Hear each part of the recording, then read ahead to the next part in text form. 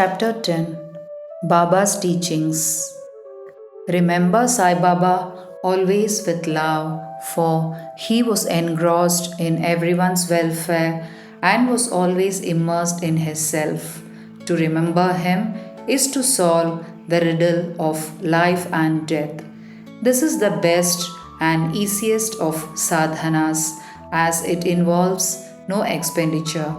A little exertion here brings great rewards. So, as long as our senses are sound, we should every minute of our lives practice this sadhana.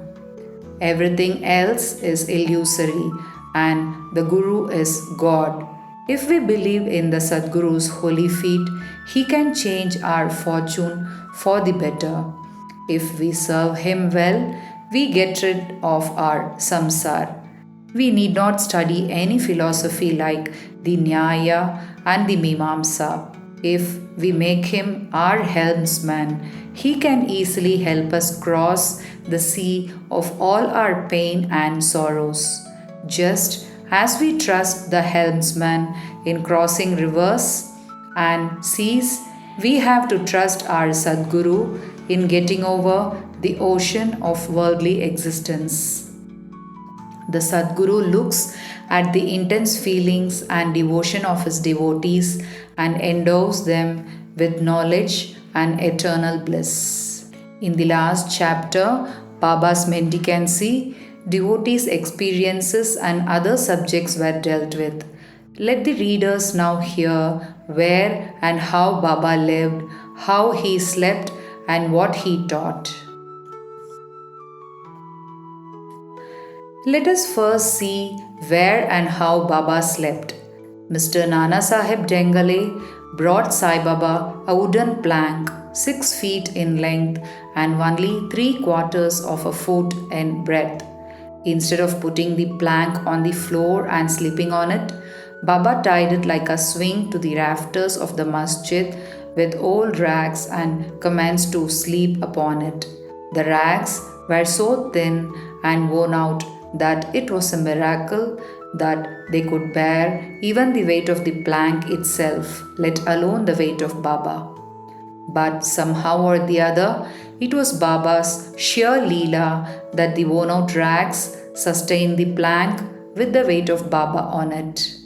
At each of the 4 corners of this plank, Baba lighted earthen lamps and kept them burning the whole night. It was a sight for the gods to see Baba sitting or sleeping on this plank. It was a wonder to all how Baba got on and off the plank. Out of curiosity, many careful observers kept watching the process of mounting and dismounting, but none succeeded in figuring it out. As crowds began to gather to watch this wonderful feat, Baba one day broke the plank into pieces and threw it away. Baba had all the 8 siddhis at his command. He never practiced or craved for them. They came to him naturally as a result of his perfection. Though Sai Baba looked like a man, 5 feet 3 inches in height, he dwelt in everyone's hearts. Inwardly, he was unattached and indifferent, but outwardly he longed for public welfare. While inwardly very disinterested, he looked full of desires on the outside. While inwardly an abode of peace, he looked restless on the outside. On the inside, he had the state of Brahman, while outwardly he acted like the devil. Inwardly, he loved Advaita, while outwardly he got entangled with the world. Sometimes he looked upon everyone with affection, and at times he threw stones at them. Sometimes he scolded them, while at times he embraced them and was calm, composed, tolerant, and well balanced. He was always engrossed in the self and was well disposed towards his devotees. He always sat on one asan and never travelled. His sadka was a small stick and he always carried this in his hand. He was calm and thought free. He never cared for wealth or fame and lived by begging. This was the life he led. He always said the words, Allah Malik. Entire and unbroken was his love for his devotees. He was the mine or warehouse of knowledge of the self and was full of divine bliss. Such was the divine form of Sai Baba, boundless, endless, and undifferentiated. The principle which envelops the whole universe incarnated in Sai Baba. People who were very fortunate got this treasure trove in their hands, while those people who did not know the real worth of Sai Baba took him to be a mere human being and continued to remain miserable. No one knew of Baba's parents and his date of birth, but it can be determined approximately by his stay in Shirdi. Baba first came to Shirdi when he was about 16 years old and stayed there for 3 years. Then, all of a sudden, he disappeared for some time. He reappeared after some time in the Nizam state near Aurangabad and again came to Shirdi with the marriage party of Chand Patil when he was about 20 years old. Since then, he lived in Shirdi for a period of 60 years, after which Baba took his Mahasamadhi in the year 1918. From this, we can say that the year of Baba's birth is approximately 1838 AD.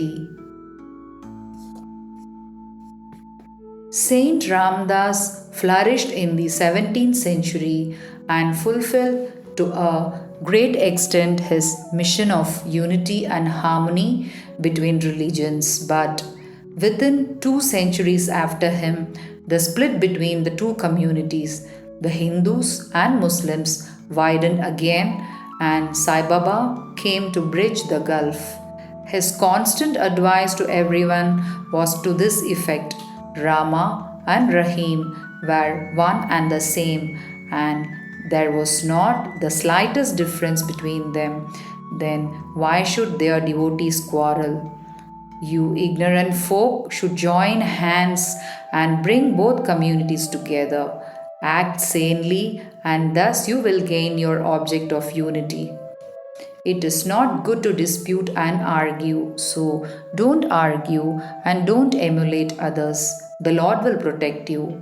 Yoga, sacrifice, penance, and knowledge are the means to attain God. If you do not succeed in this by any means, vain is your birth. If anyone does any evil unto you, do not retaliate. If you can do anything, do something good unto others. This, in short, was Sai Baba's advice to everyone, and this will stand you in good stead both in material and spiritual matters. There are different types of gurus on earth. There are many so called gurus who go about from house to house with musical instruments in their hands and make a show of their spirituality. They blow mantras into the ears of their disciples and extract money from them. They profess to teach piety and religion to their disciples, but are themselves impious and irreligious. Sai Baba never thought of making the least show of his worth. He had no body consciousness, but he had great love for his disciples. There are two kinds of gurus: niyat, appointed, and aniyat, unappointed. The latter, by their advice, develop the good qualities in us, purify our hearts, and set us on the path of salvation. But contact with the former dispels the sense of difference between us and the divine. There are various gurus imparting to us various kinds of worldly knowledge, but he who fixes us in our nature and carries us beyond the ocean of worldly existence is the Sadguru. Sai Baba was such a Sadguru. His greatness is indescribable. If anyone went to receive his darshan, Baba, without being asked, would give every detail of the seeker's past, present, and future life. He saw divinity in all beings. Friends and foes were alike to him, disinterested and equally balanced. He obliged evildoers. He was the same in prosperity and adversity. Doubts never affected him. Though he possessed a human body, he was not in the least attached to his body or house. Though he looked embodied, he was really disembodied. Blessed are the people of Shirdi who worship Sai as their God while eating, drinking, working in their backyards and fields and doing various household chores. They always remembered Sai and sang his glory. They knew no other God except Sai. How can one describe the love and sweetness of the women of Shirdi? They were quite ignorant, but their pure love inspired them to compose poems or songs in their simple rural language. Letters or learning they had none, yet one can still discern real poetry in their simple songs. It is not intelligence but love that inspires real poetry. Real poetry is the manifestation of true love, and this can be seen and appreciated by intelligent listeners. A collection of these folk songs is desirable, and Baba willing, some fortunate devotee may undertake the task of collecting and publishing these folk songs either in the Sai Leela magazine or separately as a book. The Lord is said to have six qualities: fame, wealth, non attachment, knowledge, grandeur, and generosity. Baba had all these in him. He incarnated in the flesh for the sake of his devotees. Wonderful was his grace and kindness. He drew his devotees to him from afar. For the sake of his devotees, Baba spoke such words that for the goodness of speech one dare not utter. Though Baba seemed outwardly to enjoy sense objects, he had no taste for them or even the consciousness of enjoying them. Though he ate, he had no sense of taste, and though he saw, he never felt any interest in what he saw.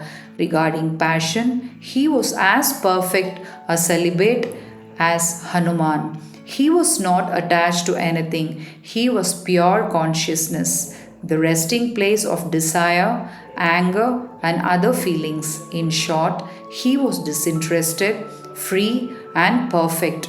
A striking instance may be cited in illustration of this statement. There was in Shirdi a very quaint and queer fellow named Nanavali. He used to look after some of Baba's chores. He once approached Baba, who was seated, and asked him to get up as he wanted to occupy the seat. Baba at once got up and left the seat, which Nanavali occupied.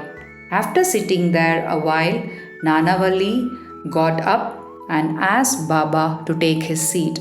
Then Baba sat on the seat and Nanavali fell at his feet and went away. Baba did not show the slightest displeasure in being dictated to and ousted.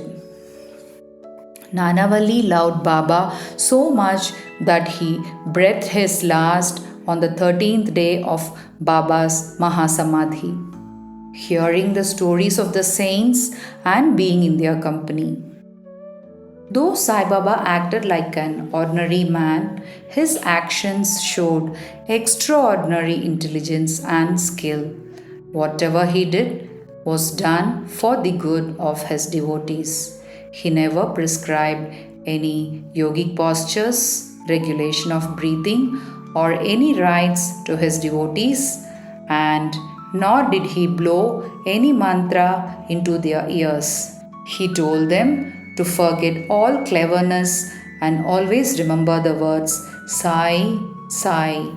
If you do that, he said, all your shackles will be removed and you will be free. Sitting between 5 fires, sacrifices, chanting, and eightfold yoga are only for some people. They are of no use to the others. The function of the mind is to think. It cannot remain for a minute without thinking. If you give it a sense object, it will think about it. If you give it to a guru, it will think about the guru. You have heard attentively the greatness and grandeur of Sai. This is the natural remembrance, worship, and kirtan of Sai. Hearing the stories of the saints is not as difficult as the other sadhanas mentioned above. They dispel all fear of the samsara and take you on to the spiritual path. So, listen to these stories, meditate on them, and assimilate them. You may do or attend to your worldly duties, but give your mind to Sai and his stories, and then he is sure to bless you. This is the easiest path, but why doesn't everyone take to it? The reason is that without God's grace, we do not get the desire to listen to the stories of saints. With God's grace, everything is smooth and easy. Hearing the stories of the saints is, in a way, keeping their company. The importance of the company of saints is great. It removes our body consciousness and egoism, destroys completely the chain of our birth and death, cuts as under all the knots of the heart, and takes us to God, who is pure consciousness. It increases our detachment from sense objects, makes us quite indifferent to pleasures and pains, and leads us on the spiritual path.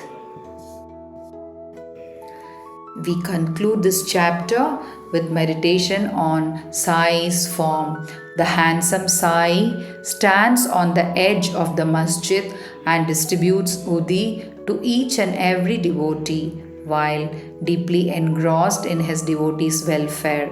Baba knew the world was an illusion and was always engrossed in supreme bliss.